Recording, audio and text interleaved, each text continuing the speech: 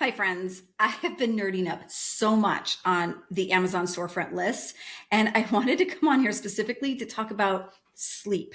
It's probably the one subject where I have researched and tested so much personally. So I even brought some nerdy notes to talk you through some of the things about why they're in here. And the first one is all about the rest.com cooling comforter and their sheet sets. I discovered these, 2 years ago as a consumer. I was doing all my research and I came across this. And what I love about it is the amount of science that is behind what they've been doing and testing about truly getting temperature regulation when you're sleeping. It's called thermoreception from a nerdy science perspective. And so there's a couple other things. I'm going to look at my notes here to say, when you're falling asleep, your brain is going to increase blood flow to your hands and feet. It's part of its natural physiological response because you will sleep better and stay asleep when your core body temperature drops 1 to 2 degrees.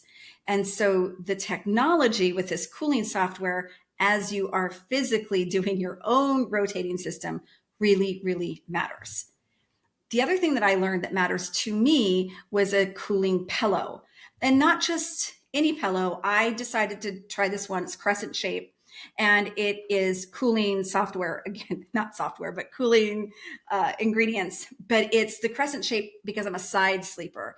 And that has absolutely helped my physiology as well as just the cooling temperature regulation. Another thing somebody told me about, in fact, my girlfriend sent it to me, was this red light lamp. So I love red light. I use it at the gym. I use it at home. But red light for sleep was such an interesting learning for me.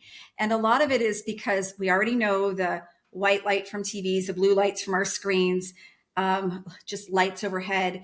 That's going to confuse your brain into thinking that it's not evening. Our brains and our bodies go to the natural clock of sunlight and sunset.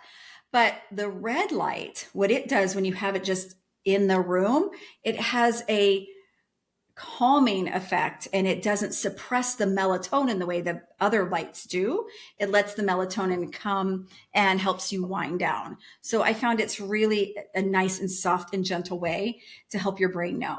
Same thing with white noise machines and or the combination with the rise to wake sleep clocks as well as white noise. And by white noise, it's whatever works for you. It could be music, it could be binaural beats, but you need headphones for those. And there are sleep headphones specifically for those. But whatever sounds, like I love the sound of rain, but what it does is it gives a nice hum on top of the spinning thought process and helps your brain be able to regulate to the sound instead of competing against it.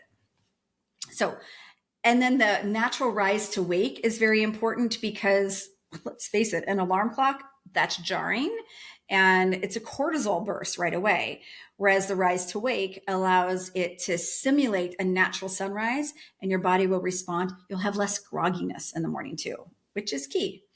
And the last thing, I love all types of supplements and snacks. I've tried a bunch, but I would get so groggy the next morning. So I was always very careful. So really talking with my doctors and finding magnesium glycinate. There's lots of magnesiums, but this one goes well with the rest of the supplements and vitamins I take during the day. And it's just a very natural for me element. So as always, try the things that work for you, see what happens, do a lot of experimentation, because better sleep and better rest, there's not one miracle product, but as long as we support the biology of sleep, temperature, light, routine, recovery, our brains, and these are just a few of the tools. And I'm always here to learn more. So thanks for listening.